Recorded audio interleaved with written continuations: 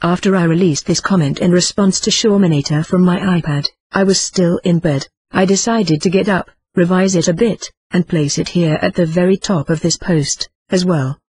I sat on this article, which came to me as a comment very early on the morning of July 3rd, a long time before deciding to publish it so prominently. The readers at my blog are definitely not sheeple, they think for themselves. I think your verdict is in, don't you?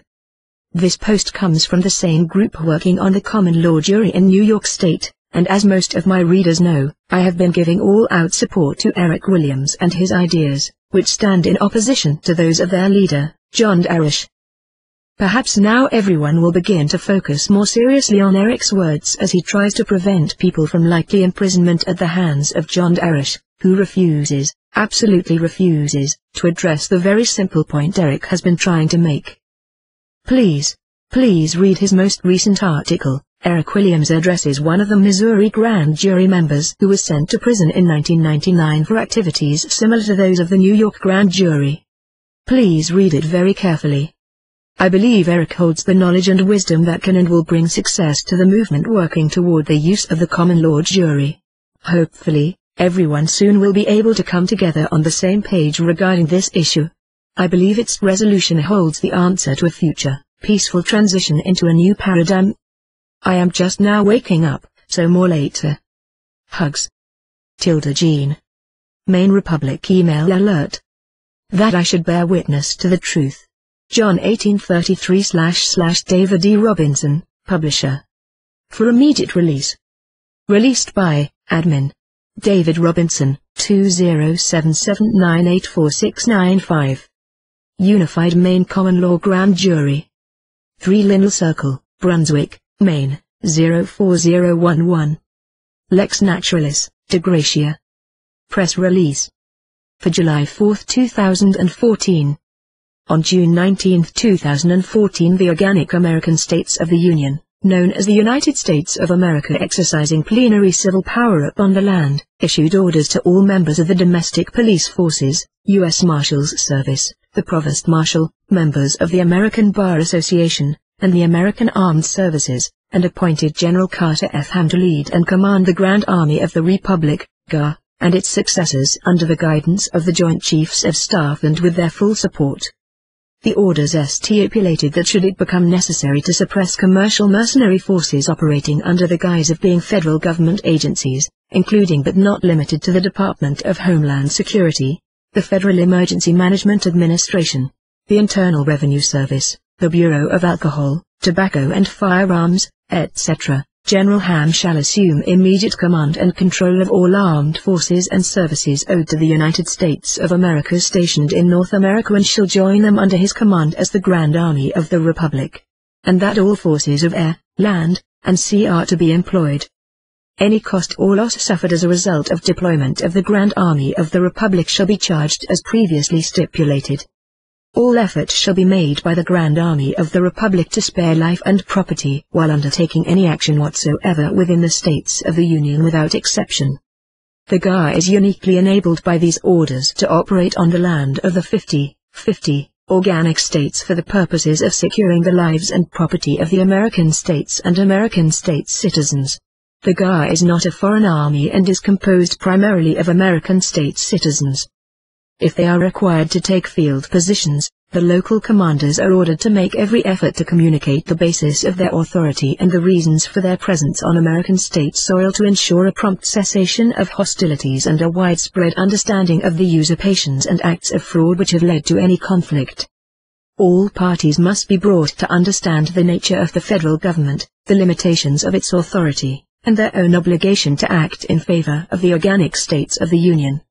The Grand Army of the Republic, GAR, shall continue to operate under General Orders 100 known as the Lieber Code, extant from the pen of the last Republic President, Abraham Lincoln.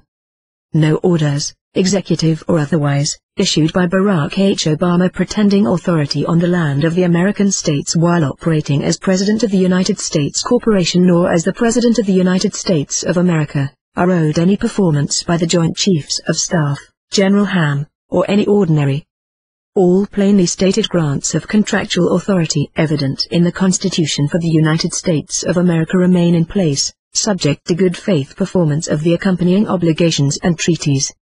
Mr. Obama is the president of a governmental services corporation under contract to provide stipulated services to the organic states and is on their payroll.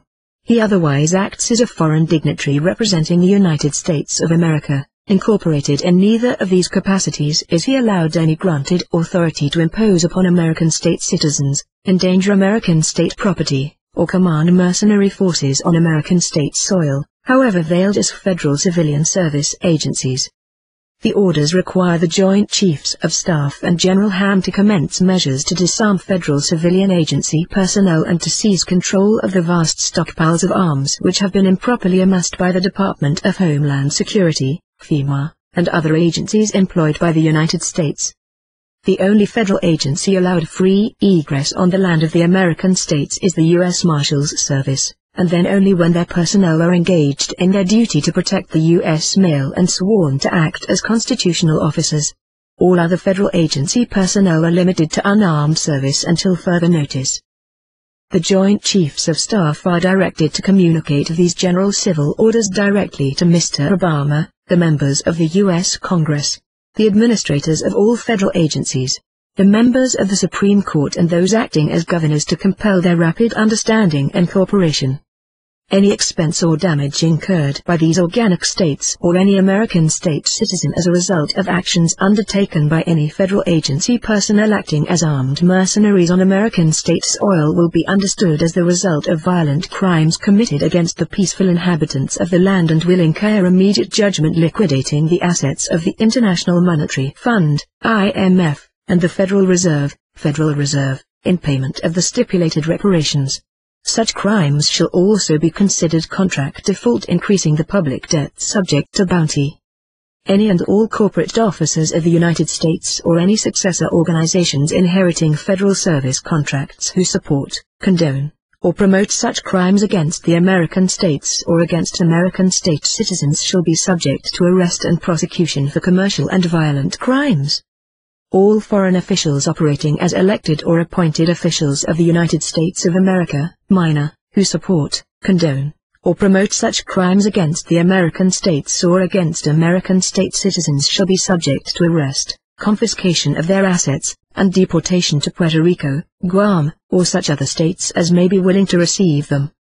Such foreign officials include members of the American and British Bar Associations who are licensed to act as privateers against the interests of the American states and the American state citizens from 1845 to 2013 in flagrant breach of trust. All such licenses are now extinguished. Members of the Bar Associations are required to cease and desist assaults against the American states and American state citizens and shall be subject to arrest, confiscation, and deportation otherwise. Insomuch as corporate officers operating the United States of America, Incorporated, and the United States have contrived under conditions of fraud and semantic deceit to revenue the estates of the American states and living American state citizens to the foreign jurisdiction of the United States of America, minor, they are found guilty of capital crimes, including acts of fraud and treason committed between 1933 and 1945, and are condemned posthumously.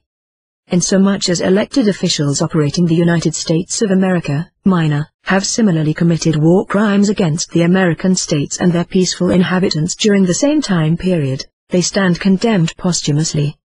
No enforcement upon any American state or American state citizen is owed as a result of any act of any Congress operating as the sovereign government of the United States of America, minor, nor as the Board of Directors or Board of Trustees of any incorporated entity whatsoever.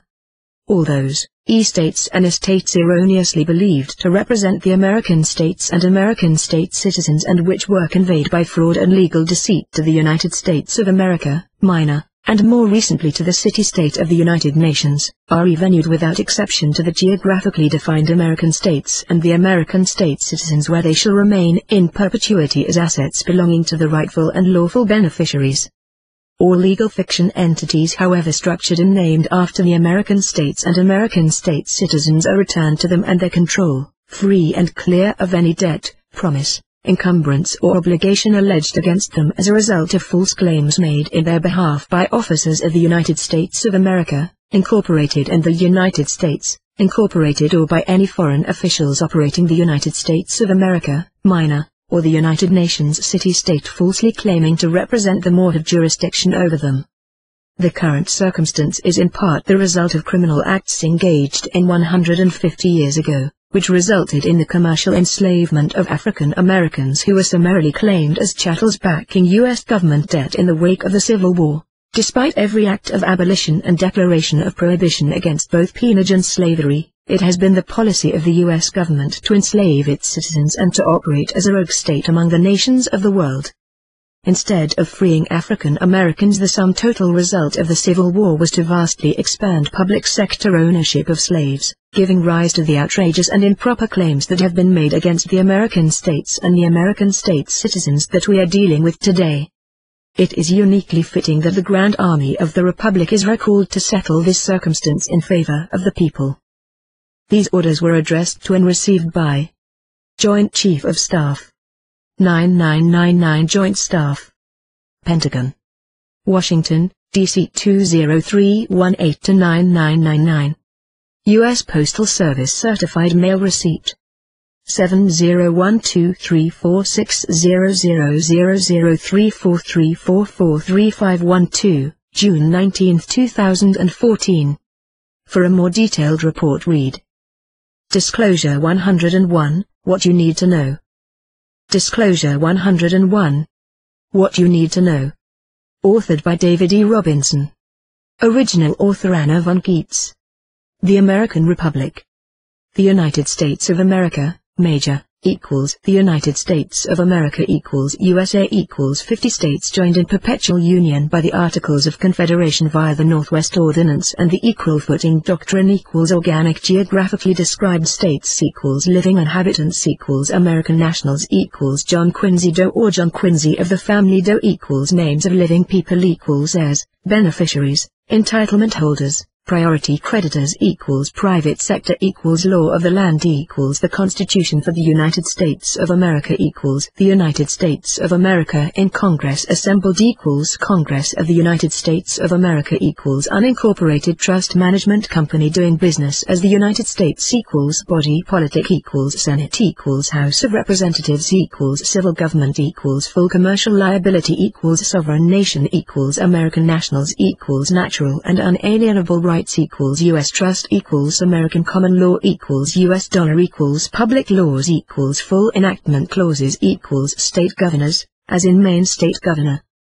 Publication date July 01th 2014. ISBN/EN 13 1,500,352,012, 9781500352011. Page count 222. Binding type U.S. trade paper. Trim size 5 inches by 8 inches. Language English. Color black and white. Related categories: Political Science, American Government, General. www.createspace.com web link